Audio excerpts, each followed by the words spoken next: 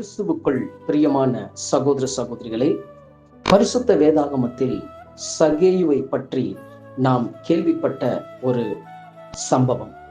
அந்த சம்பவத்தில் இந்த சகேயுவுக்குள்ளாக ஏற்பட்ட 3 ரகசியமான மாற்றத்தை பற்றிய ஆழமான வேத ஆய்வு பாடம். இயேசு அவனுடைய வாழ்க்கையில வரும் பொழுது அவனுக்குள் இருந்த 3 காரியங்கள் மாறுபட்டது. அது என்ன என்பதை பற்றிய வேத பாடம் கேட்டு பயன்பெறுங்கள். இதுவரை கேட்டிராத சத்தியம் மற்றவர்களோடு பகிர்ந்து கொள்ளுங்கள். கர்த்தர் உங்களை ஆசீர்வதிப்பாராக. இந்த நாளுக்குரிய சத்தியத்திற்கு உங்களை நான் வரவேற்கிறேன். பிதாவாகிய தேவனாலும் நம்முடைய கர்த்தராகிய இயேசு கிறிஸ்துவினாலும் உங்களுக்கு கிருபையும் சமாதானமும் உண்டாவதாக. இந்த நாளிலும் தேவனுடைய வார்த்தையை பகிர்ந்து கொள்ளும்படியாக அவர் செய்த பெரிதான கிருபைகளுக்காக அவரை நன்றியுள்ள இருதயத்தோடு கூட துதிக்கிறேன். எத்தனை பேர் இந்த மாலை வேலையில சந்தோஷமா இருக்கிறீங்க? ஆமென். கர்த்தருக்குள் சந்தோஷமா இருப்பதே நம்முடைய பலன் என்று வேதம் சொல்லுகிறது. ஆகினால் அவருடைய சத்தியங்களை நம்ம சந்தோஷமாய் கேட்க வேண்டும். சரி, இன்றைக்கு நம்ம தியானிக்க இருக்கிற தேவ செய்தியினுடைய தலைப்பு என்னன்னா, ஆயக்காரனாகிய சகேயுவும் அவருக்குள் இருக்கக்கூடிய ஆவிக்குரிய சில ரகசியங்களை நம்ம இன்னைக்கு பார்க்க போகிறோம். வேதாகமமே தேவன் பல கோணத்தில், பல விதத்தில், பல நபர்களை, பல சம்பவங்களை, பல நிகழ்வுகளை எல்லாம் ஒருமுகப்படுத்தி வளர்ச்சிக்கு என்ன தேவையோ அந்த சத்தியத்தை கற்றுக் கொடுக்கிறார். முழு வேதாகமமே அப்படிதான் நமக்கு கற்றுக் கொடுக்கிறார். ஆகையினால கர்த்தருடைய மனுஷன் வேதத்தை திறக்கும் பொழுது தேவன் வார்த்தை என்ன பண்றாங்க? கொடுக்கிறார். அப்ப நம்ம அந்த வார்த்தையை தியானிக்கும் போது ஒரு புதிய சத்தியத்தை நமக்கு என்ன பண்றாரு? கற்றுக் கொடுக்கிறார். அதனால வேத வாசிப்புன்றது ரொம்ப முக்கியம். நம்ம அந்த கோணத்துல வேதத்தை நம்ம திறக்கும் பொழுது நிச்சயம் ஒரு காரியத்தை தேவன் நம்மளுக்கு கற்றுக் கொடுக்கிறார். சரி, இன்றைக்கு இது நமக்கு இந்த குடும்பத்தாருக்கும் நமக்கும் இது பிரயோஜனமா இருக்கும் என்று நான் கர்த்தருக்குள்ள விசுவாசிக்கிறேன். லூக்கா 19ஆம் அதிகாரம் 10வது வசனத்தை வாசிக்கலாம். லூக்கா 19:10. இழந்து போனதை தேடவும் ரட்சிக்கவுமே மனுஷகுமாரன் வந்திருக்கிறார் என்றார். இழந்து போனதை தேடவும் ரட்சிக்கவுமே மனுஷகுமாரன் வந்திருக்கிறார். ஆக்சுவலா இந்த வார்த்தை ரொம்ப ஒரு பிரபலமான ஒரு வார்த்தை. இந்த வார்த்தைய தேவன் இயேசு கிறிஸ்து ஏன் அந்த இடத்துல பயன்படுத்துறாருன்னா, எதுக்காக பயன்படுத்துறாருன்னா சகையுடைய காரியத்துக்காக தான் பயன்படுத்துறாரு. ஏன்னா சகையுடைய குறித்து அந்த லூக்கா 19ஆம் அதிகாரத்துல பேசிட்டே வர்றாரு. ஆக்சுவலா 18ஆம் அதிகாரத்திலேயே பாத்தீங்கன்னா ஆயக்காரரை குறிச்சு பேச ஆரம்பிச்சிருவார். 18ஆம் அதிகாரத்திலேயே அந்த பரிசேயர்கிட்ட சொல்லுவார், 2 பேர் ஜெபம் பண்ண வந்தாங்க. ஒருத்தன் ஆயக்கார, இன்னொருத்தன் பரிசேயன். அப்போ அவங்க இதெல்லாம் 18ஆம் அதிகாரத்துல பேசிட்டாரு. பேசினவர் 19ஆவது அதிகாரத்துல சகையை சந்திக்கிறார். அப்போ சில வேத ஆராய்ச்சி கூற்று என்ன சொல்லுதுன்னா, இயேசு கிறிஸ்து சகைவை சந்திக்கிறது முன்னாடியே தேவன் அவருக்கு என்ன பண்ணியிருக்கிறாரு? அந்த வெளிப்பாடை கொடுத்திருக்கிறாரு. அதனாலதான் ஆயக்காரர்கள் குறித்து இயேசு பேச ஆரம்பிச்சிட்டார் 18ஆம் அதிகாரத்துல. பேச ஆரம்பித்தவர் அப்படியே கண்டினியூட்டி வரும்போது 19ஆம் அதிகாரத்துல வரும்போது சகையை மீட் பண்றார். அப்போ தேவன் எவ்வளவு பெரிய காரியத்தை கர்த்தராகி இயேசு கிறிஸ்துக்கு ஒரு வெளிப்பாடா கொடுத்திருக்கிறார் பாருங்க. அப்போ இதுல நமக்கு கொஞ்சம் லைட் எரிஞ்சுது. சரி, இப்போ இது ஏதோ ஒரு விஷயம் இதுல இருக்குது அப்படின்னு சொல்லிட்டு அந்த காரியத்தை படிக்கும் போது சில வேற கான்ட்ரடிக்ஸ் எல்லாம் எடுத்து கொஞ்சம் ஒரு ஆராய்ச்சி மாதிரி பண்ணும்போது பாத்தீங்கன்னா ஒரு 3 காரியத்தை கர்த்தர் தெளிவா காமிச்சார். அந்த 3 காரியமும் விசுவாச குடும்பத்துக்கு தேவை, தேவனை பின்பற்றுகிற நமக்கு தேவை, இந்த காலகட்டத்துல தேவை. ஏன்னா நாட்கள் பொல்லாதவைகளானதான் காலத்தை என்ன பண்ணீங்க? பிரயோஜனப்படுத்திங்க. இப்போ சத்தியங்கள் காலத்துக்கேற்ற சத்தியம் இல்லை, காலத்துக்கேற்ற சத்தியம் இல்லை, காலத்துக்கேற்ற சத்தியங்களை கொடுக்கிறவர் தேவன். அப்போ நெக்ஸ்ட் என்ன, அடுத்த கட்டம் என்ன, அடுத்த உலகத்துல என்ன நிகழ போகுது, அப்போ அந்த நிகழ்வுக்கு நம்ம எப்படி ப்ரிப்பேர் ஆகணும், நம்ம எப்படி ஆயத்தமாகணும், நம்ம குடும்பம், நம்மளுடைய விசுவாச வாழ்க்கை எப்படி ஆயத்தமாகணுன்றது தேவன் ரொம்ப கண்ணும் கருத்தாக நிறைய விஷயங்களை கற்றுக் கொடுக்குறார். அப்படி இந்த சகேயு கிட்ட இருந்து ஒரு 3 விஷயங்களை தேவன் எனக்கு தெளிவாக கற்றுக் கொடுத்தார்.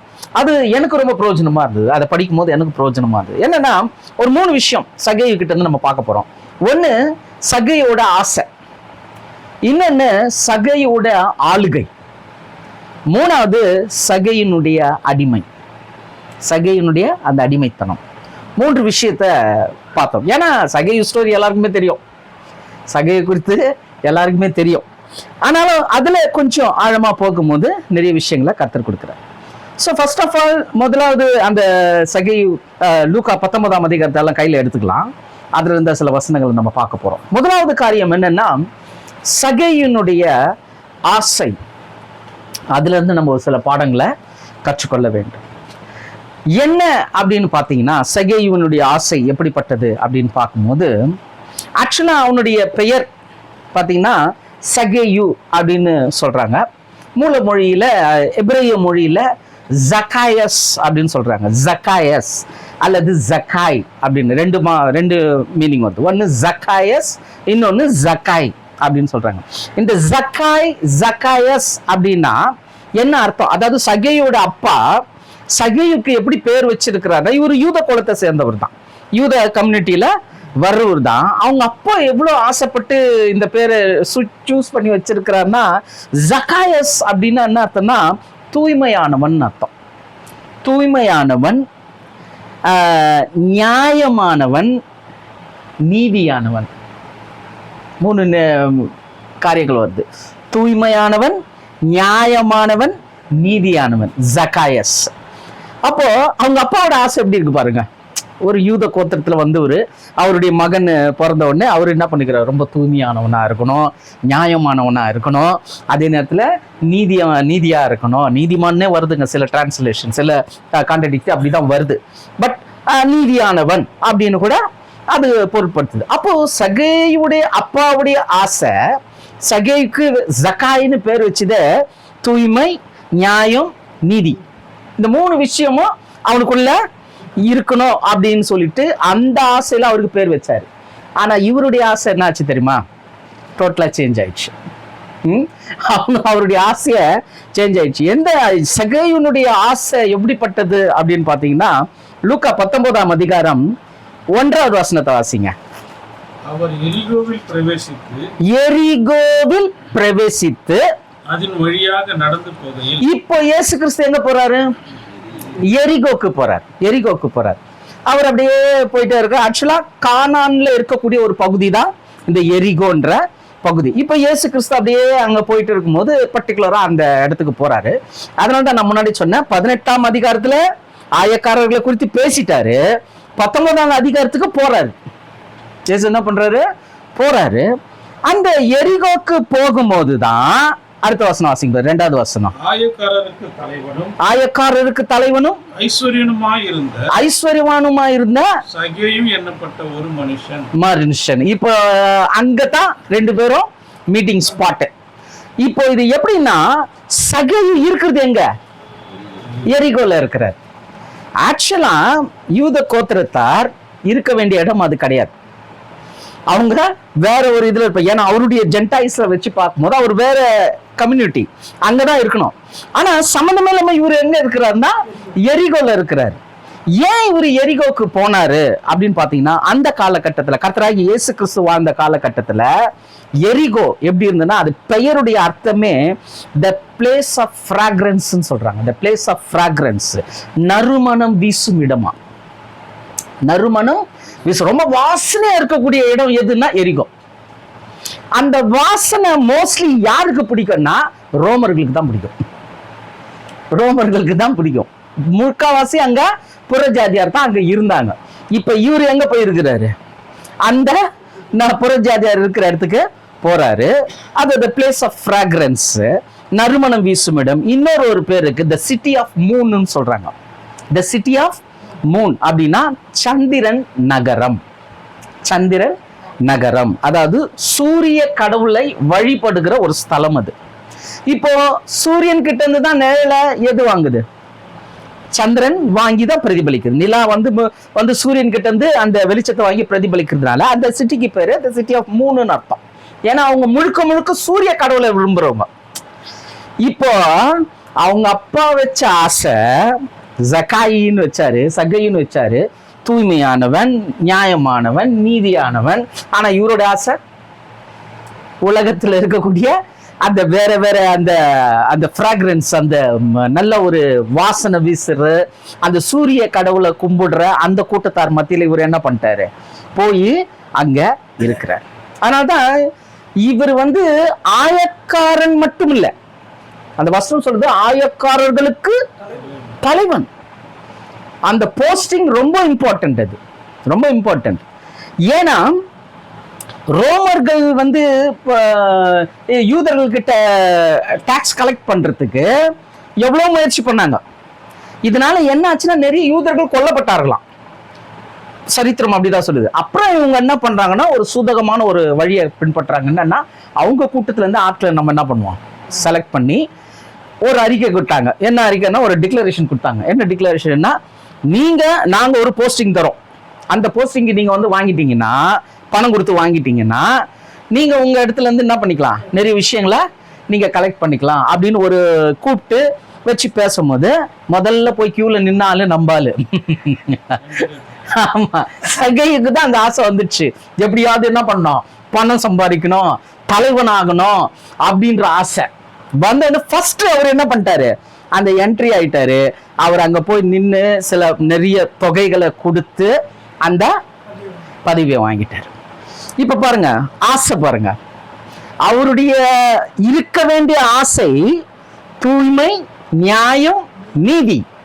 ஆனா இவருடைய ஆசை உலகத்தின் மீது இருக்கக்கூடிய பணம், பேர், புகழ்.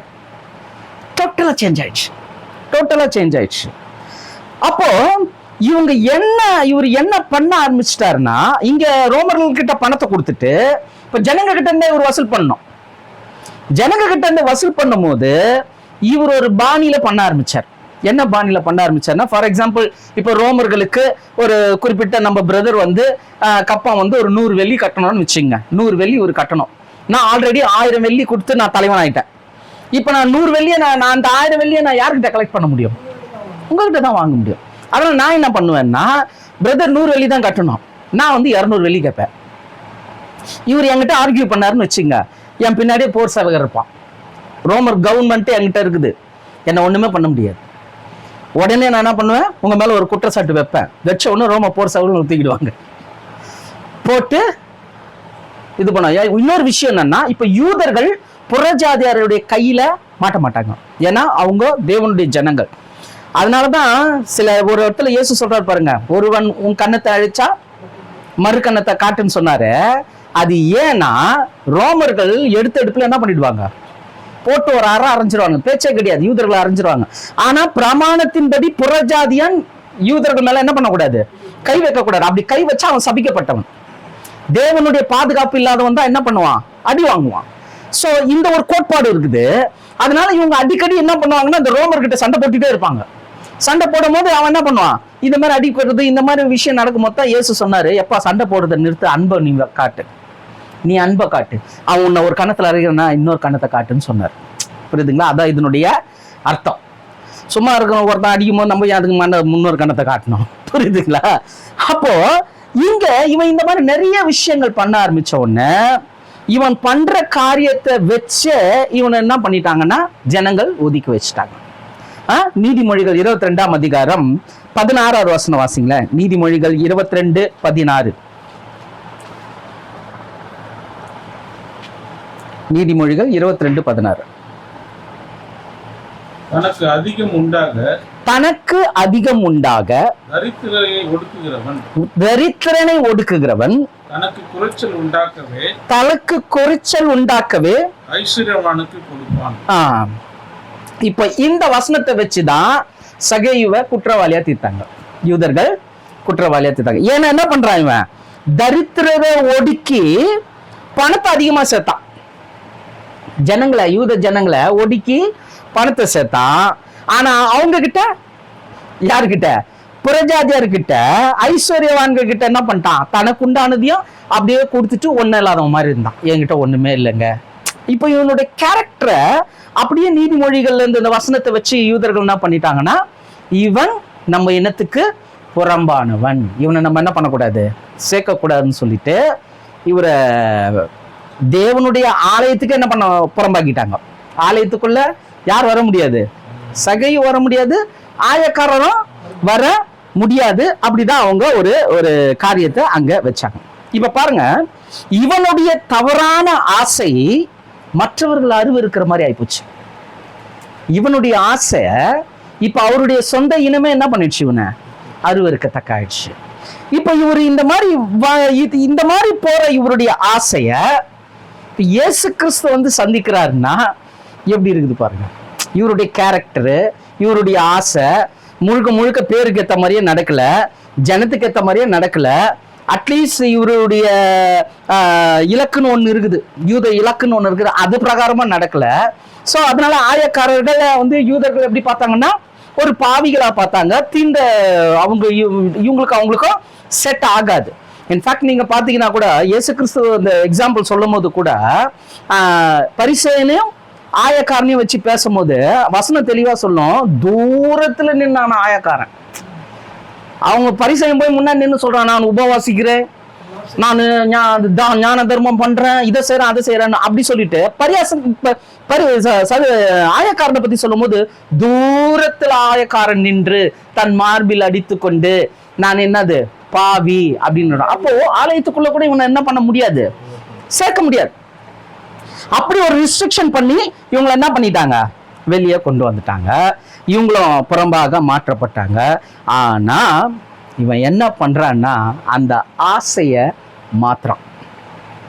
சகையினுடைய பேரு பைபிள்ல வந்திருக்குதுன்னா அது சாதாரணமான விஷயம் கிடையாது. தேவனுடைய நோக்கமும் தேவனுடைய திட்டம் இல்லாம சகையுடைய பேரு பைபிள்ல வராது. ஏன்னா நிறைய கேரக்டர்ஸ் இருந்திருக்கிறாங்க அந்த காலகட்டத்துல. ஆனா எஸ்பெஷலி சகையினுடைய பேர் வந்திருக்குன்னா அதுல இருந்து ஒரு பாடத்தை கர்த்தர் நம்மளுக்கு கொடுக்குறாருன்னா அவருடைய குணம் என்னன்னா, உலகத்து மேல ஆசை இருந்தது, பணத்து மேல ஆசை இருந்தது, ஆனா ஒரு சேஞ்ச் ஆச்சு. எங்க சேஞ்ச் ஆச்சுன்னா 19:3 வாசிங்க. இயேசு எப்படிப்பட்டவரோ என்று பார்க்க, இயேசு எப்படிப்பட்டவரோ என்று பார்க்க, அதாங்க அவனுடைய ஆசை. இயேசு எப்படிப்பட்டவரோ என்று பார்க்க ஆசை. ஏன்னா சகைய கொஞ்சம் கூர்ந்து பார்த்தீங்கன்னா அவருக்கு ஜனங்களும் சொந்த ஜனங்களும் விரோதி ஆயிட்டாங்க, ரோமர்களும் விரோதி தான், அடிமையா தான் அவன் வச்சுட்டு இருந்தான். இப்ப இவங்களுக்கு ஆதரவு கொடுக்கறதுக்கு யாருமே கிடையாது. என்னதான் பொண்ணு பொருள் எல்லாத்தையும் சேர்த்து உலக ஆசைகள் எல்லாமே சேர்த்தாலும் அவருடைய ஆத்மா எப்படி இருந்ததுன்னா வெறுமையா இருந்தது. அவருடைய ஆத்மா வெறுமையா இருந்தது. ஆனா இப்போ இவருக்கு ஆதரவு கொடுக்கறதுக்கோ இவர்கிட்ட அன்பா பேசுறதுக்கோ ஒருத்தருமே கிடையாது. இப்ப கேள்விப்படுறாரு, இயேசுன்றவரு வந்திருக்கிறாரு, அவருடைய கீர்த்தியை கேள்விப்பட்டாரு, அவருடைய அற்புதத்தை அடையாளத்தை எல்லாம் கேள்விப்பட்டாரு, அவரு மெஸ்ஸியான்னு வேற சொல்றாங்களே அப்படின்னு சொல்லிட்டு அவருக்கு என்ன ஆச்சுன்னா ஆசை மாறிச்சு. இவர் எப்படிப்பட்டவரோ, இயேசு மெஸ்ஸியா எப்படிப்பட்டவர் அப்படின்னு பார்க்கக்கூடிய அந்த ஆசை மாறினது தான் ஒரு பெரிய மாற்றமே உனக்குள்ள வந்துச்சு. ஸோ சகையினுடைய வாழ்க்கையில சகையினுடைய முதல் ஆசை, இந்த ஃபர்ஸ்ட் பாயிண்ட்ல நம்ம கத்துக்க வேண்டியது என்னன்னா, நம்ம கூட பிரேக் போடணும். நம்முடைய ஆசையை கூட இன்னைக்கு கொஞ்சம் நிதானிக்கணும். ஏன்னா நம்ம கிறிஸ்துவுக்குள்ள இருக்கிறோம் அப்படின்னு சொல்லிக்கிறோம். கிறிஸ்துவுக்குள்ள இருக்கிறோமா அல்லது கிறிஸ்தவர்களா இருக்கிறோமா? நிறைய பேர் கிறிஸ்தவர்களா இருக்கிறாங்க, கிறிஸ்துவுக்குள்ள இல்லை. கிறிஸ்துவுக்குள்ள இல்லை. கிறிஸ்துவுக்குள்ள இருந்தாங்கன்னா அவங்க தலை கிறிஸ்துவின் தலையா இருக்கும். அவங்க தலை என்னவா இருக்கும்? கிறிஸ்துவின் தலையா இருக்கும். கிறிஸ்டியன் அந்த இயேசு கிறிஸ்துடைய அச்ச அடையாளங்கள் அந்த காரியங்கள் எல்லாம் மாற்றம் வந்திருக்கும். புரியுதுங்களா? மாற்றம் வந்திருக்கும். அப்போ அங்க தலை மாறிச்சு, ஆசை வந்துச்சு. உலகத்தின் மீது போன ஆசை அங்க டோட்டலா என்ன ஆயிடுச்சுங்க, மாறிடுச்சு. அதனால தான் வேதம் சொல்லுது நம்முடைய ஆசை எப்படிப்பட்டதான். நீதிமொழிகள் 11ஆம் அதிகாரம் 23வது வசனத்தை வாசிங்களேன். நீதிமொழிகள் 11:23. நீதிமான்களுடைய ஆசை நன்மையே. நீதிமான்களுடைய ஆசை நன்மையே. அதுதாங்க வேணும். நன்மை. நன்மை. இந்த நன்மை அப்படின்றது வந்து பெரிய சப்ஜெக்ட், நிறைய விஷயங்கள். நீங்கள் நன்மை செய்வது தேவனுடைய சித்தமா இருக்குதுன்னு சொல்றார். இப்ப நம்ம ஜெனரலா நன்மைன்னா என்ன நினைச்சுக்கிறோம்னா, ஒருத்தருக்கு ஒருத்தருக்கு செய்யற உதவின்னு நம்ம நினைக்கிறோம். அது நல்லதுதான். பட் மோர்வெலஸ் எப்படி அந்த டிரான்ஸ்லேஷன் வருதுன்னா, தேவனுடைய பார்வையில பிரியமானதை செய்யணும். அவர் அன்பா இருக்கிறார், அவர் ஒளியா இருக்கிறார். அதே அன்பு, அதே ஒளி நமக்குள்ள வரணும், சகோதரர்களுக்குள்ள வரணும். அல்லாதான் சகோதரர்களுக்கு சகோதரர் ஒருத்தர் இடர் உண்டாக்காம அவனிடத்துல சகர்ந்து அதுவே நன்மையா இருக்குதுன்றார். புரியுதுங்களா? அப்போ இங்க நம்முடைய ஆசை கூட என்ன பண்ணணும்? மாறணும். நம்முடைய ஆசை மாறணும். சகேயுக்கு மாற்றம் வந்தது போல நமக்கு மாற்றம் வரணும். ஏன்னா சகேயுவை தேடி போன அதே இயேசு உங்களையும் என்னையும் தேடி வந்து ரட்சித்திருக்கிறார். எத்தனை பேர் ஆமென் சொல்றாங்க? சகேயுவை தேடி போனவர் நம்மளையும் தேடி வந்தார். யோவான் 15ஆம் அதிகாரம் 14வது வசனம் சொல்லுது, நீங்கள் என்னை தெரிந்து கொள்ளவில்லை, நான் உங்களை தெரிந்து கொண்டேன். நம்ம தான் ஏன் நம்மளுடைய கேரக்டரை பார்த்து நம்ம நல்லவங்க இவங்க நிலைச்சு நிற்பாங்க அப்படி பார்க்கல. ஏதோ ஒரு விஷயம் அவருக்கு பிடிச்சிருக்குது. நான் அடிக்கடி அதான் நினைப்பேன், எப்பவுமே சோறு வரணும், எப்போ ஏதோ ஒரு விஷயம் என்கிட்ட இருக்குது ஒன்று பிடிச்சிருக்காண்டவரை. பிடிச்சி இருக்கிறதுனாலதான் நீங்க என்ன பண்ணிருக்கிறீங்க? நம்மள ரட்சித்து இருக்கிறீங்க. ரட்சிப்பு சாதாரணமான விஷயம் கிடையாதுங்க. தேவனுடைய நினைவுகள்ல நீங்களும் நானும் நிற்கிறோம். தேவனுடைய நினைவுல நின்றதுனால தான் இயேசு கிறிஸ்து மூலமா நம்ம ரட்சிப்பை பெற்றிருக்கிறோம். அப்ப நம்முடைய ஆசை மாறணும். இன்னைக்கு என்ன ஆயிடுச்சுன்னா, ஆசைகள் வந்து மெஜாரிட்டி வைஸ் எல்லாருக்குமே எதை நோக்கி போகுதுன்னா, பணத்தை நோக்கி தான் போகுது. இன்னைக்கு நிறைய பெரிய ஊழியக்காரங்க எல்லாருமே தாங்கள் செய்கிற ஒரு விஷயத்த நன்மை அப்படின்னு நினைச்சு செஞ்சுட்டு இருக்கிறாங்க. ரொம்ப எச்சரிப்பா இருக்கணும். நம்மை நாமே நிதானித்தால் நாம் நியாயம் தீர்க்கப்படும். மோஸ்ட்லி எல்லாம் ஊழியக்காரங்க என்ன நினைக்கிறாங்கன்னா, நான் கேட்கறது எனக்கு கிடைக்குது, எனக்கு வர வேண்டியதெல்லாம் வருது, எனக்கு நடக்க வேண்டியதெல்லாம் நடக்குது, இந்த மாசம் இவ்வளவு தேவைகள் இருக்குங்க, ஜெபம் பண்ணு, இந்த கர்த்தர் கொடுத்துட்டார். இதான் எல்லாருமே என்ன பண்றாங்கன்னா, பணத்தை வச்சு நீட்ஸ இவங்க கன்வெர்ட் பண்ணிக்கிறாங்க ஆசீர்வாதமா. ஆனா உண்மை என்ன தெரியுமா? தேவனுக்கு சித்தமானால் பார்க்கலாம் ஆசீர்வாதம்னா என்னன்னு வேதத்தின் அடிப்படையில பார்க்கணும். நம்ம நினைச்சிட்டு இருக்கிறோம் பணம், காரு, வீடு இதான் ஆசீர்வாதம் நினைச்சிட்டு இருக்கிறோம். கிடையவே கிடையாது. அதெல்லாம் வந்து தேவன் நமக்கு கிருபையா கொடுக்கிறது. ஏன்னா வசனம் சொல்லுது, கர்த்தருடைய ஆசீர்வாதமே ஐஸ்வர்யத்தை தரும். ஆசீர்வாதம் தான் ஐஸ்வர்யத்தை தரும். ஆனா அந்த ஐஸ்வர்யம் கூட எப்படி இருக்குமா? அதனோட வேதனை கூட்ட. இதுதாங்க. அது இன்னொரு டிரான்ஸ்லேஷன்ல அருமையா வருது, வேதனை இல்லாமல் குறைவில் நிறைவு ஆசீர்வாதம். வேதனை இல்லாமல் குறைவின் நிறைவு தேவன் தரார் பார்த்தீங்களா? அதுதான் ஆசீர்வாதம். It's call blessing. அதுதான் பிளெஸிங். அது பார்க்கலாம், தேவனுக்கு சித்தமானால் அந்த காரியத்தை பார்க்கலாம். அப்போ நம்ம என்ன நினைச்சுக்கிறோம்னா, டைமுக்கு பணம், பணம்ன்றது ஆசீர்வாதம்னு கனெக்ட் பண்ணது யாருன்னா சாத்தான். பணம் தான் ஆசீர்வாதம், அசட்டு தான் ஆசீர்வாதம்ன்றத மைண்ட மாத்தினது யாருன்னா சாத்தான். நீங்க கொஞ்சம் யோசனை பண்ணி பாருங்க. கிறிஸ்துவை மறுதளிக்கிறவங்க கிட்ட கூட பணம் இருக்குது, கார் இருக்குது, வீடு இருக்குது, சகல செழிப்பா இருக்கிறான். அப்ப அவன் ஆசீர்வதிக்கப்பட்டவனா? தப்பு. நல்லா புரிஞ்சுங்க.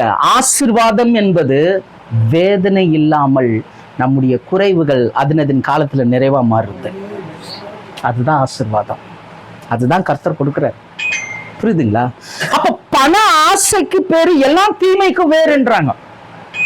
பண ஆசைக்கு பேரு எல்லாம் தீமைக்கும் வேறு. ஏன்னா அததான் நினைச்சிட்டோம்னா நம்ம பண்றதெல்லாம் கரெக்டா இருக்கிறோம், நான் நல்லதாங்கிறேன், நான் என்ன நல்லதான் வச்சுட்டு இருக்கிறாரு, நான் இப்படிதான் பண்ணிட்டு இருக்கிறேன், அப்படிதான் நம்ம சொல்லிக்கிறோம். But that's not a blessing. அது கிடையாது. நம்ம நிறைய விஷயங்களை தவறா புரிஞ்சிட்டு இருக்கிறோம்.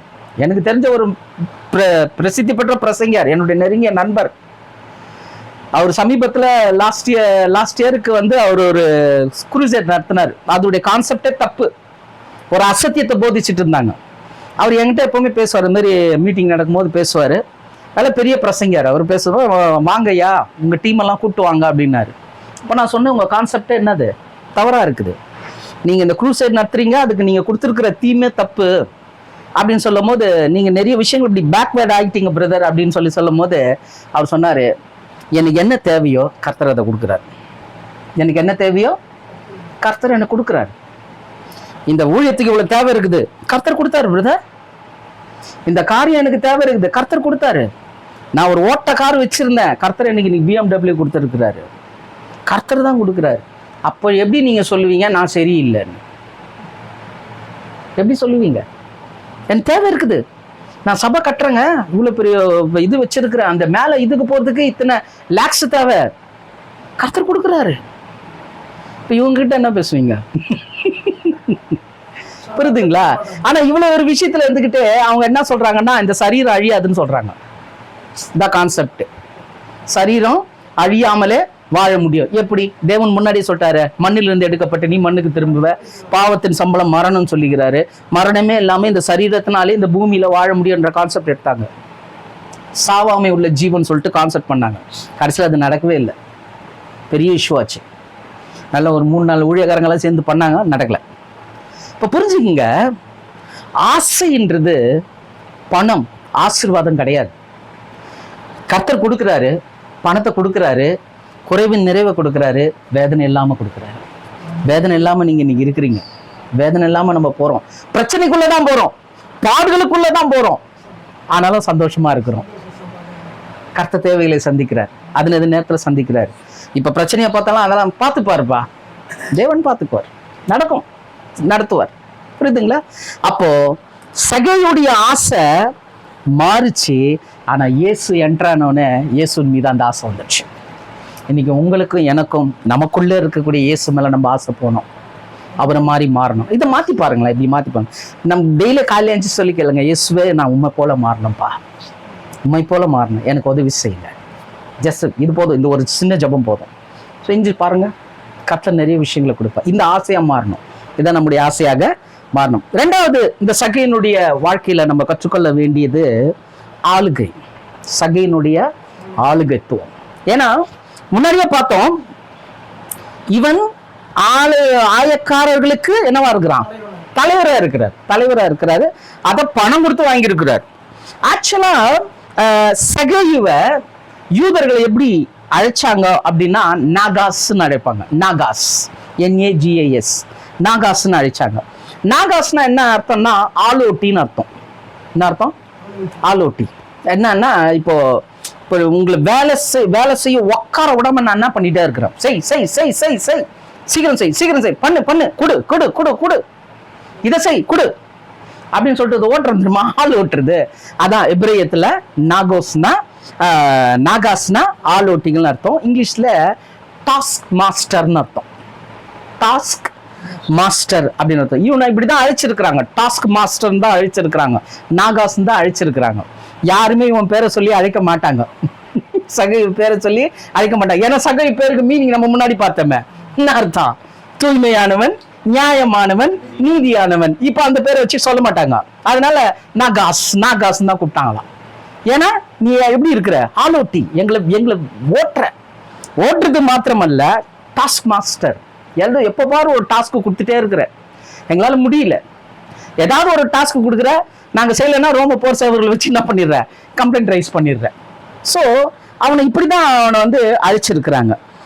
ஆனா அவன் எப்படின்னா, ஜனங்கள் தன்னை பத்தி எதை நினைச்சாலும் அதை பத்தி கவலைப்படுறது இல்லை, ஏன்னா அவர் எப்படின்னா தலைவர், அவரு நான் தலைவர், நான் அப்படிதான் இருப்பேன், நான் இப்படிதான் செய்வேன், நான் அப்படி, அந்த ஒரு ஆளுகத்துவத்துல அவன் வாழ்ந்துருக்கிறான் பாருங்க. அவனுடைய காரியங்கள் எல்லாம் அப்படிதான் வாழ்ந்துட்டு இருக்கு. சில நேரத்துல அவன் எப்படி செய்யறான்னா, ஏன் அந்த பேர் அவனுக்கு வந்தது, இந்த நாகாஸ்ன்ற பேர் ஏன் வந்ததுன்னா, விதவைகள், சில விதவைகளால என்ன பண்ண முடியாது, கொடுக்க முடியாது. இவன் அதெல்லாம் பார்க்கறதே கிடையாது.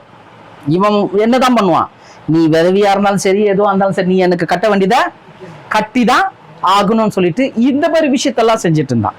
அது ஒரு வசனமே இருக்குது, ஏசாயா 10ஆம் அதிகாரம் 1-2 வாசிங்களேன். ஏசாயா 10ஆம் அதிகாரம் 1-2.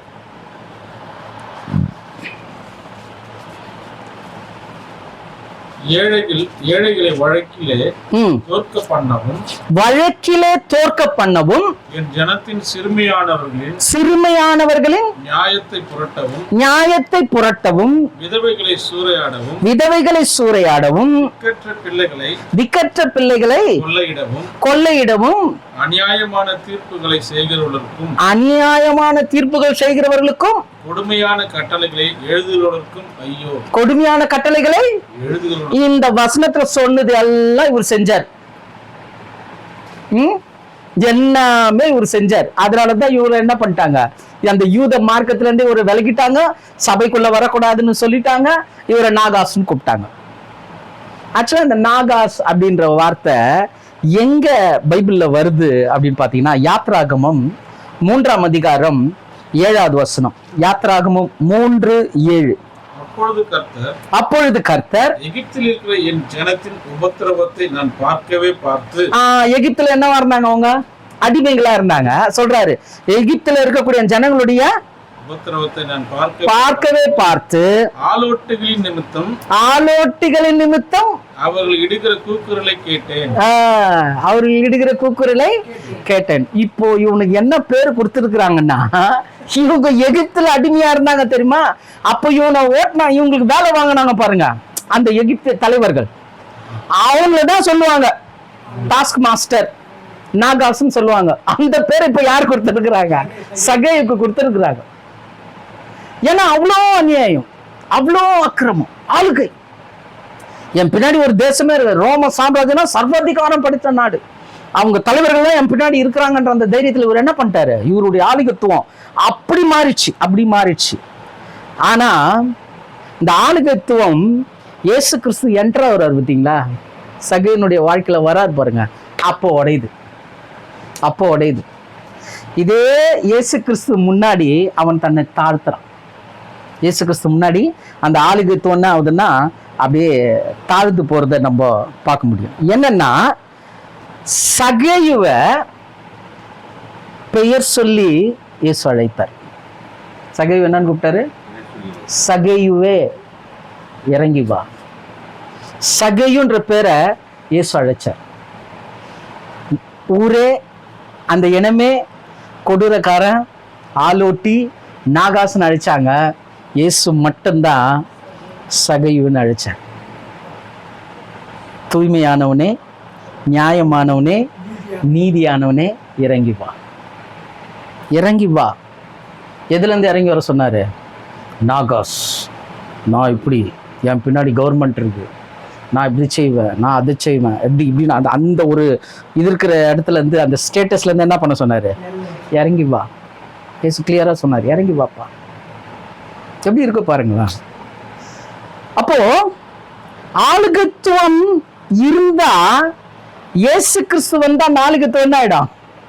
பிளாட்டு, தாழ்மையா மாறிடணும். இவர் மாறினார்.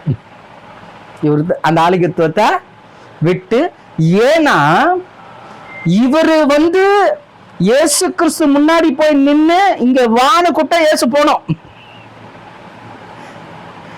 இவரு இயேசுவை வான கூப்பிட்டா என்ன பண்ணோம்? இயேசு கிறிஸ்து போய்தான் ஆகணும். அவ்வளவு பவர் இருக்கு, புரியுதுங்களா? ஆனா இவரு இயேசு எப்படிப்பட்டவரோ அவரை பார்க்கறதுக்கு அவ்வளோ வாஞ்செல்லாம் வருத நம்ம பார்க்கிறோம். அப்போ இந்த இடத்துல நம்ம தெளிவா தெரிஞ்சுக்க வேண்டிய ஒரு விஷயம் என்னன்னா, எப்படி இயேசு கிறிஸ்து வந்தவனோட அவனுடைய ஆளுகத்துவம் எல்லாம் ஒழிஞ்சுதோ, அப்படியே கிறிஸ்துவுக்குள்ள இருக்கக்கூடிய நமக்குள்ளே ஆளுகத்துவம் இருக்கக்கூடாது. இயேசு கிளியரா தன்னுடைய சீஷர்களை பார்த்து சொன்னாரு, 12 பேரை பார்த்து சொன்னாரு. அவங்க பிரச்சனை வந்துச்சு, யார் பெரியவன், இவன் பெரியவனா அவன் பெரியவனா, கூப்பிட்டு வச்சு சொன்னாரு, நீங்க எல்லாம் சகோதரர்களா இருக்கிறீங்க. நீங்களாம் என்னவா இருக்கிறீங்க? சகோதரர்களா இருக்கிறீங்க. யாரும் உங்களுக்குள்ள என்ன பண்ணக்கூடாது? பெரியவன் இருக்கக்கூடாது. அது சொல்லுது மாத்திரமல்ல, செஞ்சும் காமிச்சாரு. 12 சீஷர்களுடைய காலை கழுவி இருக்கிறாருன்னா இயேசு, என்ன இருக்குது பாருங்க. நம்ம இனிமே பெருமடிச்சுக்கிறதுக்கு, நான் தான் ரொம்ப பெரிய ஆளு, எனக்கு இப்படி இருக்குது அப்படின்னு என்ன இருக்குது பாருங்க. கொஞ்சம் யோசனை பண்ணி பாருங்களேன். ஒண்ணுமே இல்லை. நம்முடைய முன்னோடி, நம்முடைய அடிச்சோடுகளை பின்பற்ற வேண்டிய ஒரு நபர் கர்த்தர் காலை கழுவ ஆரம்பிச்சிட்டார். அது யாருடைய காலை? சீஷர்களுடைய காலை. சீஷர்களுடைய காலை. எவ்வளவு பெரிய காரியம் பாருங்க. எப்படி கற்றுக் கொடுத்துருக்கிறத பாருங்க. இயேசு இதை செஞ்சாருன்னா தேவன் அவருக்கு சொன்னாரு. தேவன் சொன்னார். தேவன் சொன்னதை தான் இயேசு செஞ்சார். அப்ப பரலோகத்துல இருக்கக்கூடிய பிதா ஃபுல்லா டிசைன் பண்ணிட்டாரு. அப்படியே ஃபுல்லா டைரக்ட் பண்ணிட்டாரு. இயேசு எப்படி இருக்கணும், என்ன பண்ணணும், என்ன இப்படி வாழணும், எல்லாம் டைரக்ட் பண்ணிட்டாரு. டைரக்ட் பண்ணவரை அப்படியே இயேசு நடந்தார். எங்கேயுமே மிஸ் ஆகல, எங்கேயுமே மிஸ் ஆகல. இன்னைக்கு அவரை தொழுது கொள்ற நம்ப, அவரை பின்பற்றுகிற நம்ம ஆசை எப்படி இருக்குது, நம்ம ஆளுகத்துவம் எப்படி இருக்குது. குடும்பத்துல கூட சரிங்க, எப்பவுமே என்ன பண்ணக்கூடாது, நான் இருக்கவே கூடாது, இருக்கவே கூடாது. பேச்சுவாக்கில் வருது ஓகே, சின்ன சின்ன கசப்புகள் வந்தால் உடனே உக்காந்து குடும்பத்தில் என்ன ஆயிடணும், காம்ப்ரமைஸ் ஆயிடணும். ஏன்னா உங்கள் எல்லாருக்காகவும் கர்த்தர் தன்னுடைய ஜீவனை கொடுத்திருக்கிறார். அப்போ அவர் வாழ்ந்து இப்படிதான் நடக்கணும் அப்படின்றத கற்றுக் கொடுத்து, மாத்திரமல்ல விழுந்தாலும் எழுந்து நிக்கிறதுக்குரிய சொல்யூஷனை கொடுத்து ஜீவனை கொடுத்திருக்கிறார். மீட்கும் பொருள் இயேசு. நான் ரொம்ப ஆச்சரியப்படுற ஒரு விஷயம் என்னன்னா, நீ இப்படி வாழுப்பா, நீ இப்படி நட அப்படின்னு நடக்க முடியாதவங்கிட்ட சொல்றாரு. உண்மையா நீ இப்படி நடந்து, நீ இப்படிதான் நடக்கணும், இப்படி நடந்து வாப்பா அப்படின்றாரு. அவன் நடக்கவே மாட்டான், அவன் நடக்கவே மாட்டான். சரி நீ விழுறியா, விழுந்தா அதுக்கு பெனால்ட்டி இருக்கு, அதை நான் பே பண்றேன். நீ விழுந்தினா அதுக்கு ஒரு அபராதம் கட்டணும்ல, அதை நான் கட்டிக்கிறேன். நீ விழுந்தாலும் பரவாயில்ல, கடந்து வந்துரு. எப்படி அவருடைய இருதயம் பாருங்க. தேவன் எப்படி நம்மளை இந்த ராஜ்யத்துக்குள்ள அழைச்சிருக்கிறார் பாருங்க. ஒன்றுத்துக்கு உதவாத நம்மளை கர்த்தருடைய ராஜ்யத்துக்கு நம்மளை எப்படி அழைச்சிருக்கிறான்னா, நமக்குள்ள இருக்கக்கூடிய ஆசை, நம்முடைய ஆளுகத்துவம், அதை முழுசா விட்டுடணும், முழுசா விட்டுடணும். எதுவுமே இல்லை ஆண்டவரே, நான் ஒண்ணுமே இல்லை ஆண்டவரே, நீங்க பார்த்துங்க, நீங்க செய்யுங்க, நீங்க நடத்துங்க. அந்த சரண்டரு இங்க வரணும் அப்படின்றத நம்ம இங்க பார்க்கணும். ஸோ ஆயக்காரனாகிய சகேயினுடைய காரியத்தில் இருக்கக்கூடிய ஆவிக்குரிய வளர்ச்சிக்குரிய ரகசியங்கள் என்னன்னா, முதல்ல பார்த்தோம் சகேயினுடைய ஆசை. அந்த ஆசை எப்படிப்பட்டதா இருந்தது, அதுக்கப்புறம் எப்படி மாறிச்சு இயேசு உள்ள வந்த உடனே. அதே மாதிரி நம்முடைய ஆசைகள் கூட என்ன ஆகணும், மாறணும். ரெண்டாவது பார்த்தோம் ஆளுகைத்துவம். எப்படி அவன் ஆளுகைத்துவத்துல இருந்தாலும் இயேசு அவனுக்குள்ள வந்த உடனே அந்த ஆளுகைத்துவத்தை என்ன பண்ணிட்டான், அவன் ஃபுல்லா முடிச்சிட்டான். அப்படி கிறிஸ்துக்குள்ள வாழ்ற நமக்கும் தேவன் தம்முடைய குமாரனை கொண்டு நிறைய விஷயங்களை கற்றுக் கொடுத்துருக்கிறார். தாழ்மையை குறிச்சு, அந்த ஆளுகத்தை குறிச்சு, அது நிறைய விஷயங்களை கற்றுக் கொடுத்துட்டு இருக்கிறார். புரியுதுங்களா? அடக்குமுறைன்றது சபையிலே கிடையாதுங்க, கிறிஸ்தவத்திலே கிடையாது. நீங்க வேதத்தை முழுசா வாட்சி பாருங்க. நீங்க பாத்தீங்கன்னா நிம்ரோத்துல இருந்து ஆரம்பிக்குது. அது ஒரு பெரிய ஸ்டடி இருக்கு, தேவனுக்கு சித்தமானால் பார்க்கலாம். நிம்ரோத்து, பாபிலோனு, ஜோஷபெல், அதுக்கப்புறம் வெளிப்படுத்துற விசேஷத்துல நிக்கோலாய்ஸ், இவங்க இதெல்லாம் பார்க்கணும், நம்ம இதெல்லாம் படிக்கணும், வேதத்தை ஆராய்ச்சி பாருங்க. எல்லாமே தேவன் எதுக்காக வச்சிருக்கிறாருன்னா இந்த ஆளுகத்துவத்துல இருந்தவங்க. வெளிப்படுத்தின விசேஷத்துல சொல்லிட்டாரு எல்லாம் விழுனாரு, அதை பின்பற்றுறவங்கள விழுவாங்க. தன்னை அறியாமலே அதுக்குள்ள இருந்தவங்க எல்லாரும் என்ன பண்ணுவாராம், விழு வைப்பார். அப்ப எவ்வளவு ஜாக்கிரதையா இருக்கணும் நம்ம. வேத எச்சரிப்பை கொடுக்குது. அப்ப எவ்வளவு விஷயத்த நம்ம கத்துக்க வேண்டியது இருக்குது, எவ்வளவு நம்ம கடந்து போக வேண்டியது இருக்குது. நம்ம கத்துக்கிட்டதே வச்சு உள்ள உக்காண்டிருந்தோம்னா நம்மளுடைய ஏமாந்தவங்க உலகத்துல யாருமே கிடையாதுங்க. ஓப்பனா நான் சொல்றேன், நீங்க கத்துக்கிட்டதை வச்சு உள்ள உக்காந்தீங்கன்னா நம்ம ஏமாற்றப்பட்டு போயிடுவோம். இன்னும் நிறைய தேடணும், இன்னும் நிறைய கத்துக்கணும். ஏன் தெரியுங்களா, வேதம் இத்தோட முடியல, வேதம் இத்தோட முடியல. வேதம் நடைபெற்று கொண்டிருக்கு. நம்ம கையில வேணா பைபிள் இருக்கலாம், நீங்க நினைச்சிட்டு இருக்க இது பிரிண்டட் புக்குன்னு இல்ல, அது கிரியை செஞ்சுட்டு இருக்குது. வேதம் அதோடைய வேலையை செஞ்சுக்கிட்டே போயிருக்குது. அதை தேடுறவனை அதை பிடிச்சுக்குவான், அதை தேடுறவனை கர்த்தர் லாக் பண்ணுவாரு. அதை விட்டு விடுறவன, அதனாலதான் பவுல் சொன்னாரு, உனக்குள்ளத என்ன பண்ணாத விட்டுறாத, உன் கிரீடத்தை இன்னொருத்த எடுக்காதபடி பார்த்துக்கோ. உள்ளவன் எவனோ அவனுக்கு கொடுக்கப்படும், இல்லாதவனுக்கு உள்ளதும் எடுக்கப்படும். அவ்வளவுதான், ரொம்ப ஜாக்கிரதையா இருக்கணும். அப்போ ஆவிக்குரிய விஷயத்துல சத்தியத்துல நோ காம்ப்ரமைஸ். நம்ம இன்னும் வாழ்ந்துகிட்டே இருக்கணும், அது கர்த்தர்கிட்ட கேட்கணும். கேட்டா கர்த்தர் கொடுக்கிறார். புரியுதுங்களா? அது ரொம்ப முக்கியம். சோ மூணாவதாக சகையினுடைய வாழ்க்கையில நம்ம பார்க்க வேண்டியது என்னன்னா அடிமை. சகை எப்படி இருந்தாருன்னா ஒரு அடிமையாக இருந்தார். ஏன்னா இவர் யாருக்கிட்ட அடிமையா இருந்தாரு, ரோமர் கையில. இவர் ஒரு புறஜாதியார். தேவன் வந்து சாரி யூதர் ஆபிரகாம் சந்ததியை அழைக்கும் போது எங்கேயும் நீ அடிமையா இருக்காதுன்னு தான் சொன்னாரு. அதனால தான் பேசும்போது தேவன் ஒவ்வொரு முறையும் எப்படி தெரியுமா பேசுவாரு? அடிமைத்தனத்தின் வீடாகிய எகிப்திலிருந்து உன்னை நான் மீட்டு கொண்டு வந்தேன் அப்படின்னா என்ன அர்த்தம்? இப்ப நீ ஃப்ரீயா இருக்கிற, நீ அடிமையில இருந்த, இதுல இருந்து உன்னை கொண்டு வந்தேன். அப்ப யூதர்கள் அடிமையா இருக்க கூடாது. ஆனா நம்மால் என்ன பண்ணிட்டாரு? ரோமர்கள் கிட்ட போயிட்டு ஒரு பெரிய காசை கொடுத்து அவர் அந்த இதை வாங்கிட்டார். அதனால்தான் அது என்ன சொன்னாங்கன்னா ஆர்க்டெலோன் சொல்லுவாங்க ரோமர்கள். ஆர்க்டெலோன். இந்த ஆர்க்டெலோன்னா அப்படி என்ன அர்த்தம்னா ஒரு டிக்ளரேஷன் கொடுக்குறாங்க. இப்போ நான் போயிட்டு ரோமர்கள் கையில போயிட்டு நான் ஒரு யூதன், உங்களுக்கு டாக்ஸ் கலெக்ட் பண்ணி தரேன் அப்படின்னோடனே அதுக்கு ஒரு பட்டம் இருக்குது, ஆர்க்டெலோன்னு சொல்லுவாங்க.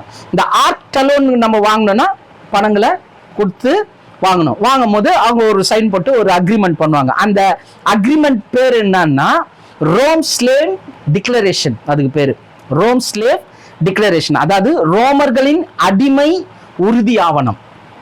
நான் ரோமர்களின் அடிமை அப்படின்ற உறுதி ஆவணம். அதுதான் பாருங்க அந்த ரோமன் ஸ்லேவ் டிக்ளரேஷன். ஆமா, அந்த நோட்டீஸ் வாங்கி கையில அவர் வச்சுக்கிட்டாருன்னா அவர் ரோமருக்கு அடிமை. இப்ப அவருக்கு கீழே அவர் என்ன பண்றாரு? வேலை செய்யலாம். அவருக்கு என்ன பிரச்சனை வந்தாலும் ரோமர்கள் வந்து நிற்பாங்க. சோ இந்த மாதிரி ஒரு ஓப்பனா ஒரு யூதனா இருந்தவர் யார்கிட்ட போய் அடிமை ஆயிட்டாரு? புறஜாதியராகிய ரோமர் கிட்ட போயிட்டு அடிமையாக மாறிட்டாரு. இப்ப இவரை அடிமையா மாறின இவரை யூதர்கள் ஒதுக்கிட்டாங்க. புரியுதுங்களா? ஒதுக்கின ஒவ்வொரு விஷயத்த நம்ம பாட்டா பார்க்கணும். இப்ப ஒதுக்குற காரணம் இதுதான். இப்போ இப்படி ஒதுக்கப்பட்டவரை இப்ப யாரு கூப்பிடுறா?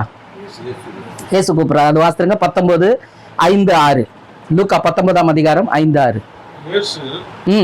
அந்த இடத்தில் வந்தபோது அண்ணாந்து பார்த்து அவனை கண்டு சகேயுவே நீ சீக்கிரமா இறங்கி வா, இன்றைக்கு நான் உன் வீட்டிலே தங்க வேண்டும் என்றார். பாத்தீங்களா?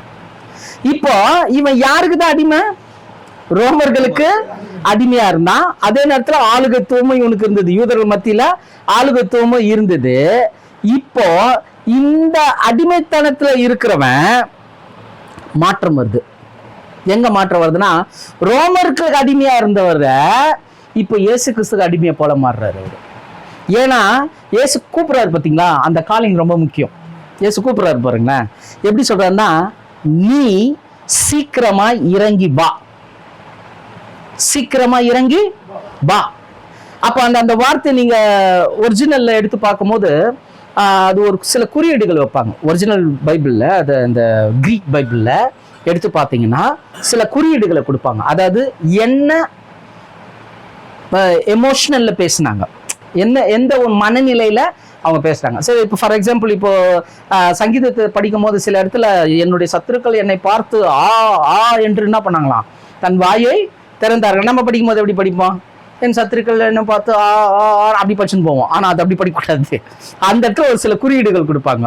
அந்த குறியீடுகள் பிரகாரம் வாசித்தனா இப்போ நான் முன்னேறத ஒருத்தனுக்கு பிடிக்கல, அவன் என்ன முன்னேறணும்னா அவன் என்ன பண்ணுறான் அப்படின்னு அந்த ஆதாது அப்ப அந்த மாதிரி படிக்கணும். என் சத்துருக்கள் என்ன பார்த்து என்று கூப்பிட்டார்கள் வரணும். ஏன்னா அந்த எமோஷனல் நம்ம என்ன ஒரு மனப்பான்மையில எப்படி உச்சரிச்சோன்றத எழுதுறது தான் அந்த கிரீக் மொழியில சில குறியீடுகள் கொடுப்பாங்க. இப்ப இந்த இயேசு சொன்னார் பத்தியா, நீ சீக்கிரமா இறங்கி வான்னு கூப்பிட்டார்ல, அது கமாண்டிங்ல வருது. அது எப்படின்னா இறங்கி வா அப்படின்னு கூப்பிட்டுக்கிறாரு ஆண்டவர். சகையை பத்தி என்ன பண்ண, சகையே இறங்கி வா. அதிகாரம். இந்த அதிகாரத்தை இப்ப இயேசு கிறிஸ்துவனுடைய அதிகாரம் யார் மேல போயிடுச்சு? சகைவு மேல போயிடுச்சு. அதான் சொல்ற, உன் வீட்டுல நான் தங்கணும், இறங்கி வா அப்படின்னு சொன்ன மாத்திரத்துல ஜனங்க ஆச்சரியமா பாக்குறாங்க. என்னடா இவன் ரோமர்கள் சப்போர்ட்ல இருக்கிறான், இவங்கிட்ட எல்லாரும் பேசுறதுக்கே பயப்படுவாங்க, இவன் ஏன்னா அவங்க ஆளு. ஆனா இப்ப இவர் எப்படி கூப்பிடுறாரு? இன்னும் அவங்க வீட்டு வேலைக்கார மாதிரி கூப்பிடுறாரு. சொல்லுவல்ல சில நேரத்துல நம்மளே சொல்லுவோம், என்னவோ அவங்க வீட்டு வேலைக்கார மாதிரி கூப்பிடுறாரு, அவ்வளவு பேர் ஆளை போய் இவர் இப்படி கூப்பிடுறாரு. ஏன்னா அங்க அந்த அடிமைத்தனத்தை மாத்துறாரு. நீ புறஜாதிக்கு அடிமை இல்ல, நீ எனக்கு அடிமை. இறங்கி வா, சீக்கிரம் வா அப்படின்னு சொன்ன மாத்திரத்துல அவன் கீழ்ப்படிஞ்சாங்க. சகை என்ன பண்ணா? கீழ்ப்படிஞ்சு இறங்கி வரான். அந்த வசனம் சொல்லுது, சந்தோஷமாய் அவரை கூப்பிட்டு போனாங்க. அது வாசிங்க பிரதர். அவன் சீக்கிரமாய் இறங்கி சந்தோஷத்தோடு அவரை அழைத்து கொண்டு போனான். பாத்தீங்களா? சந்தோஷத்தோடு அழைத்து கொண்டு போனான். ஏன்னா அந்த இடத்துல இயேசு அவனுடைய பேரை சொன்னதே பெரிய விஷயம். பேரை சொன்னதே பெரிய விஷயம். ஏன்னா இதுல கவனிக்க வேண்டிய ஒரு விஷயம் இருக்குது. என்ன கவனிக்க வேண்டிய விஷயம்னா, சகேயுன்ற பேரை இயேசுக்கு எப்படி தெரியும்? இவன் முன்னாடி வந்து இன்ட்ரடியூஸ் பண்ணானா? இல்ல. ஜீசஸ் ஒரு பாப்புலரான ஒரு ஆளு தான். ஆனா சகேயு பேரு இயேசுக்கு தெரிஞ்சிருக்குது. ஜனங்கள்லாம் பார்த்தாங்க, நம்ம வெறுக்கிற ஒரு ஆளு, நம்ம புறக்கணிச்ச ஒரு ஆளு, இவன் அடிமையாவன், இவன் ஆசையும் சரியில்லை, ஆளுக ரொம்ப ஆளுக பிடிச்சவன். ஆனா இயேசுக்கு எப்படிப்பா தெரியும் இவன் பேரு அப்படின்ற மாதிரி ஒரு கேள்விக்குறி வந்துருச்சு. ஜனங்கள்லாம் அப்படியே ஆச்சரியப்பட்டாங்க. ஏன்னா ஒதுக்கப்பட்டவனை, புறக்கணிக்கப்பட்டவனை இப்ப இயேசு பேர் விட்டு கூப்பிடுறாருன்னு இப்ப ஜனங்களுக்கு எப்படி தெரியுமா தோடிச்சான்? அங்க இருக்கிற ஜனங்களுக்கு சகேயு இயேசுவோட நண்பன். சகேயு இயேசுடைய நண்பன், ஃப்ரெண்ட்ஸ் போல இருக்குப்பா இவங்க. அதனாலதான் அவ்வளவு உரிமையா என்ன பண்றாரு, இவரு கூப்பிடுறாரு. மாத்திரமல்ல, வீட்டுக்கு போறான்றாரு. இவங்க கூட நம்ம சேரவே கூடாது. இவன் பாவி, தேவனுடைய ஆலயத்துக்கு புறம்பாக்கப்பட்டவன், தகுதி இல்லாதவன், சொசைட்டியை வெறுத்து ஒதுக்கப்பட்டவன். நண்பர்கள் இப்போ இவங்க, இயேசுவும் சகையும் நண்பர்கள். இதெல்லாம் அவனுக்கு மைண்ட்ல போச்சு பாருங்க, சகைக்குள்ள போச்சு. இதெல்லாம் பார்த்தான், என்னடா ரொம்ப பழகுன மாதிரி. எப்படி தெரியும் என் பேர் இவருக்கு? என் பேர் இவருக்கு எப்படி தெரியும்? அதுவும் எங்க அப்பா எனக்கு வச்ச பேரு. என்னெல்லாம் ஜனங்க நாகாஸ் நாகாஸ் தானே எனக்கு அழைக்கிறாங்க, ஆளாட்டின்னு தானே என்ன அழைக்கிறாங்க. இவருக்கு எப்படி தெரியும்? நிறைய கன்ஃபியூஷன் வந்துடுச்சு. ஒரே வார்த்தை சொன்னாரு, இறங்கி வாப்பா, நான் உங்க வீட்டுக்கு வரேன். அதனாலதான் வசனம் சொல்லுது, அவன் வந்து இறங்கி வீட்டுக்கு போயிட்டான். வீட்டுக்கு போகும்போது அங்க பேசும்போது முதல்ல ஆண்டவரை பார்த்து அவன் என்ன வார்த்தை சொன்னான் தெரியுங்களா? அது ரொம்ப முக்கியம். இப்ப 19:8 வாசிங்களேன். சகேயு நின்று, ரொம்ப முக்கியம். நின்று. இப்ப வீட்டுல போயிட்டு வந்து என்ன பண்ணிட்டான்? உட்கார வச்சுட்டு, எல்லாரும் உட்கார வச்சுட்டு நின்று கர்த்தரை நோக்கி, ஆண்டவரே, என்னவா? ஆண்டவரே, என் ஆஸ்தியை பாதி ஏழைகளுக்கு கொடுக்கிறேன். என் ஆஸ்தியை பாதி ஏழைகளுக்கு கொடுத்துறேன். நான் ஒருவனிடத்தில் எதையாகிலும் அநியாயமாய் வாங்கினது உண்டானால் நாளத்தனையாக திரும்ப செலுத்துகிறேன் என்றான். எப்படி சரண்டர்? ரோமருக்கு அடிமையா இருந்தவன் இப்ப யாருக்கு அடிமையாயிட்டாரு? இயேசுக்கு அடிமையாயிட்டாரு. இந்த வார்த்தை ரொம்ப முக்கியங்க, ஆண்டவரே. ஏன்னா நம்ம படிக்கும் போது ஆண்டவரே அப்படின்னு படிச்சுட்டு போயிடுவோம். ஆண்டவரேன்னு நிறைய பேர் இயேசு சொல்லி இருக்கிறாங்க. ஆக்சுவலா அந்த ஆண்டவரே அப்படின்றது வந்து கியூரியோஸ் அப்படின்ற ஒரு வார்த்தை, கியூரியோஸ். இந்த கியூரியோஸ் அப்படின்னா என்ன அர்த்தம்னா, லார்டு தான் வருது, தேவனே அப்படின்ற மாதிரி தான் வருது. ஆனா நிறைய மீனிங் வருது, அதுக்கு நிறைய மீனிங் வருது. அதாவது எல்லாருமே வந்து லார்டுன்னு சொல்ல முடியாது. ஃபார் எக்ஸாம்பிள், ஜட்ஜை கூட நம்ம ஆளுங்க என்ன சொல்லுவாங்க? மை லார்ட் அப்படின்னு. அப்ப அவரோட ஜட்ஜி நான் லார்டா? இல்ல. பட் அந்த வார்த்தை நம்ம யூஸ் பண்ணுவோம், மை லார்ட் அப்படின்னு யூஸ் பண்ணுவோம், யுவர் ஆனர் அப்படின்னு யூஸ் பண்ணுவோம். ஏன்னா அந்த தரம். இப்போ லார்டு அப்படின்னும் போது தேவனை குறிக்குது, ஜட்ஜியம் குறிக்குதுன்னா ரெண்டு பேரும் ஒன்னா ஆயிட முடியுமா? இல்ல. ஆனா வார்த்தை ஒண்ணுதான்.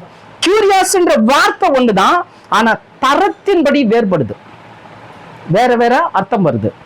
அப்படி பாத்தீங்கன்னா இங்க இவர் சொல்றாரு பாத்தீங்களா, ஆண்டவரே என்ற வார்த்தை, அது அடோனாய்னு வருது, அடோனாய். ஏன்னா இந்த வார்த்தை முதல்ல பைபிள்ல இந்த வார்த்தையை யூஸ் பண்ணவர் யார் தெரியுமா? தேவனை பார்த்து இந்த வார்த்தை முதல்ல அவர் தான் யூஸ் பண்ணார். யார் தெரியுமா? ஆபிரகாம். பாத்தீங்களா? ஆதியாகமம் 15:2. ஆதியாகமம் 15ஆம் அதிகாரம் 2வது வசனம். அதற்கு ஆபிரகாம் கர்த்தராகிய ஆண்டவரே அடியனுக்கு என்ன தருவீர்? நான் பிள்ளை இல்லாமல் இருக்கிறேனே. ஆமாங்க, இந்த வார்த்தை அவர் யூஸ் பண்றாரு. அதோனாய் அப்படின்ற வார்த்தைய இவர் யூஸ் பண்றாரு. அதோனாய் அப்படின்னா என்ன அர்த்தம் தெரியுமா? த மாஸ்டர் ஆஃப் த ரூலர்னு அர்த்தம். The master of the ruler, அதாவது என்னை ஆளுகை செய்யும் எஜமானனேன்னு அர்த்தம். என்னை ஆளுகை செய்யும் எஜமானனே. யார் சொன்னது? முதல்ல ஆபிரகாம் சொன்னாரு. தென் நெக்ஸ்ட் நீங்க பாத்தீங்கன்னா சகை சொல்லி இருக்கிறாரு. நிறைய பேர் அங்கே சொல்லி இருக்கிறாங்க. புதிய ஏற்பாட்டுல ஃபர்ஸ்ட் டிக்ளேர் பண்ணது யாருன்னா இந்த அதோனாய் அப்படின்னு சொல்லிட்டு சகை தான் சொல்லியிருக்காரு. அதனால தான் இயேசு அடுத்த வசனத்திலே சொன்னாரு. லூக்கா 19ஆம் அதிகாரம் 9-10 வாசிங்க. இயேசு அவனை நோக்கி இன்றைக்கு இந்த வீட்டுக்கு ரட்சிப்பு வந்தது. இப்ப என்ன வந்துச்சு? அந்த வீட்டுக்கு ரட்சிப்பு வந்தது. அவனும் ஆபிரகாமுக்கு குமாரனாய் இருக்கிறான். பாத்தீங்களா? இவனு என்னவா இருக்கிறான்? ஆபிரகாமுக்கு குமாரனா இருக்கிறான். ஏன்? ஆபிரகாம் எப்படி என்னை ஆளுகை செய்யும் எஜமானனே அடோனாய்னு ஒப்பு கொடுத்தாரோ, அதே மாதிரி இவர் என்ன பண்ணிட்டாரு? அடோனாய்ன்னு சொல்லி ஒப்பு கொடுத்தாரு. சொல்லிட்டாரு, நீ ஆபிரகாமுடைய பையன்டார், ஆபிரகாமுடைய குமாரனாய். இயேசு பாருங்க எப்படி எல்லாம் அந்த ஒரு விஷயத்த கொண்டு வர்றாரு பாருங்க. இன்னைக்கு நம்ம யோசிக்கணும். இன்னைக்கு நம்ம எதுக்கு அடிமையா இருக்கிறோம்? இவன் அடிமையா இருந்தான், உலகத்துக்கு அடிமையா இருந்தான், பொண்ணுக்கு அடிமையா இருந்தான், பொருளுக்கு அடிமையா இருந்தான், எல்லாத்துக்குமே அடிமையா இருந்தான். ஆனா இயேசுவை கண்ட மாத்திரத்துல, இயேசுவிடத்துல பேசின மாத்திரத்துல இயேசுக்கு அடிமையா மாறிட்டான், கிறிஸ்துவுக்கு அடிமையா மாறிட்டான். ஆனா இன்னைக்கு நம்ம இந்த காலகட்டத்தில் வாழ்றோம். நமக்காக இயேசு கிறிஸ்து ஜீவனையே கொடுத்தாரு, அடிபட்டாரு, வேதனைப்பட்டாரு, அவமானப்பட்டாரு, காரி துப்பப்பட்டாரு. சிலுவையில் அவர் தொங்கும் போது ஏசாயா தீர்க்கதரிசி எழுதுறாரு, நாம் அவரை பார்க்கத்தக்க ரூபம் அவருக்கு இல்லாதிருந்தது, நாம் அவரை விரும்பத்தக்க ரூபம் அவருக்கு இல்லாதிருந்தது. அப்படின்னா என்னங்க? சமீபத்தில் ஒரு நமக்கு தெரிஞ்ச ஒரு நண்பர் ஒருத்தர் ஏதோ ஒரு சின்ன பிரச்சனையில் போட்டு ஒரு 4 பேர் அடிச்சிட்டாங்க. அடித்து அவர் போய் நான் பார்க்கும்போது அவரு இங்கே வீங்கி போய், உதடு வீங்கி போய், மூக்காண்டெல்லாம் வீங்கி போய், பார்க்கறதுக்கு விகாரமாக இருந்தது. அவர் நல்லா, அவர் கூட நான் பேசியிருக்கிற, பழகி இருக்கிற, அவர் முகத்தை பார்த்துருக்கேன். அவ்வளோ அப்படி இருப்பார் அவர். ஆனால் அடிப்பட்டவனா அவருடைய முகம் எப்படி ஆயிடுச்சுன்னா பார்க்கவே முடியல என்னால். இப்படி இருந்த மனுஷன் இப்படி ஆகிட்டாங்களே அப்படின்ற மாதிரி நமக்கு அந்த ஃபீல் வந்துச்சு. அப்போ எனக்கு இந்த வசனம் தான் ஞாபகம் வந்தது. நாம் அவர் விரும்பத்தக்க ரூபம் இல்லாதிருந்தன்னா மனுக்குலமே பிடிக்காத மூஞ்சா அவர் மாறிச்சான். யாருக்குமே பிடிக்காத ஒரு முகம். அப்ப அந்த முகம் எப்படி இருந்திருக்கும்? இந்த பாடு, இந்த துக்கம், இந்த அவமானம் எல்லாம் நமக்காக. இன்னைக்கு நம்முடைய யாருக்கு நம்ம அடிமையா இருக்கிறோம்? கொஞ்சம் யோசிக்கணும். வசனத்தை கொடுக்குற எழுதிக்குங்க. 1 பேதுரு 2ஆம் அதிகாரம் 16ஆவது வசனம் சொல்லுது, தேவனுக்கு நம்ம அடிமையா இருக்கணுமா? நம்ம தேவனுக்கு அடிமை. ஏன் தெரியுமா? இவ்வளோ ஃபுல்லி பிளானை டிசைன் பண்ணி அதை எக்ஸிக்யூட் பண்ணது யாருன்னா தேவன், ஆவியான தேவன். இவர் தான் எக்ஸிக்யூட் பண்ணார். யெகோவா தேவன் தான் எக்ஸிக்யூட் பண்ணார். அதை திறன்பட செய்து முடிச்சவர் இயேசு. அதனால தான் 1 கொரிந்தியர் 7:22 சொல்லுது, கர்த்தராகிய இயேசு கிறிஸ்துவுக்கு நீங்க அடிமையா இருக்கிறீங்க. தேவனுக்கு நம்ம அடிமையா இருக்கிறோம், கிறிஸ்துவுக்கு அடிமையா இருக்கிறோம். ரோமர் 6ஆம் அதிகாரம் 18ஆவது வசனம் சொல்லுது, நீதிக்கு நம்ம அடிமையா இருக்கிறோம். எப்படி இவன் அந்த உலகத்துல அந்த ரோமர்கள் மத்தியில அடிமையா இருந்தாரோ, அப்புறம் எப்படி இயேசு கிறிஸ்துவ அடிமையா மாறினாரோ, அப்படியே நம்மளும் இந்த பாவ உலகத்துல இருந்தோம். இப்ப நம்ம அடிமையா மாற்றம் அடைஞ்சிருக்கிறோம். யாருக்கு மாற்றம் அடைஞ்சிருக்கோம்னா தேவனுக்கு நம்ம அடிமையா இருக்கிறோம், கிறிஸ்துவுக்கு நம்ம அடிமையா இருக்கிறோம், நீதிக்கு நம்ம அடிமையா இருக்கிறோம். இந்த அடிமைன்ற ஒரு வார்த்தை ஹிடோல்ஸ்ன்னு சொல்றாங்க. இந்த ஹிடோல்ஸ்னா என்ன அர்த்தம்னா, அடிமைன்னா ஒரு மாதிரி நம்ம ஃபீல் பண்றது வேற. அடிமைன்னா கொத்தடிமை மாதிரி வச்சு அவங்கள இது மாதிரி அப்படின்னு அர்த்தம் கிடையாது. ஆளுகைத்துவம் முழுக்க ஒரு சின்ன விஷயத்தை இதை நகர்த்தி வைக்கணும்னா கூட நான் சொன்னாதான் செய்யணும். இதுதான் அதனுடைய அர்த்தம். முழுக்க நீ எதையும் சுயமா செய்யக்கூடாது, நீ எதையும் சுயமா பேசக்கூடாது. நான் உனக்கு என்ன சொல்றேனோ, நான் உனக்கு என்ன செய்யன்னு சொல்றேனோ அதை மட்டும்தான் நீ செய்யணும். அதை நான் சொல்ற வரைக்கும் நீ எதையும் மாற்றக்கூடாது. இயேசு அப்படிதான் வாழ்ந்தார். ஆனாதான் வசனம் சொல்லுது, அவரு மரண பரியந்தமும், சிலுவையின் மரண பரியந்தமும் தன்னை என்ன பண்ணாராம்? தாழ்த்தினார். அடிமையின் ரூபம் எடுத்தாருன்னு இருக்குது வசனம். ஏன் அடிமையின் ரூபம் எடுத்தார்னா அவர் சுயமா ஒண்ணுமே சிந்திக்கல. பிதா என்ன சொன்னாரோ அதை தான் செஞ்சார். பிதா எதை செய்யன்னு சொன்னாரோ அதை தான் செஞ்சாரு. ஒரு வேலையும் வரலையா, மலையில போய் ஜெபிக்க ஆரம்பிச்சிருவாரு. அவர் மலைக்கு போனார், கடற்கரைக்கு போனார், அப்புறம் போனார். எதுக்கு? வார்த்தைக்காக. போய் உக்காந்துருவார், சைலண்டா உட்காந்து உங்களுடைய வார்த்தை வர வரைக்கும் நான் உட்காடுறேன். எப்படி பாருங்க, தேவனுக்கு அவர் அடிமையா வாழணுன்றத, எப்படி தேவனுக்கு அடிமையா வாழணுன்றத இயேசு நமக்கு கற்றுக் கொடுத்துருக்கிறார். இன்னைக்கு நம்மளுக்கு இருக்குது அந்த பொறுமை. வீட்டுல ஒரு பிரச்சனை ஆயிட்டா, ஏதாவது ஒரு காரியம் ஆயிட்டா என்ன பண்றோம்? ஹரி பரி, இதை பண்ணலாம், அதை செய்யலாம், இப்படி அப்படி. சிலர்லாம் பாத்தீங்கன்னா மாஸ்டர் மைண்ட். ஐயோ ஐயோ அப்பா, ஒண்ணுமே கிடையாதுங்க. சின்ன விஷயமா இருந்தாலும் தேவனிடத்துல ஜெபம் பண்ணி செய்யுங்க.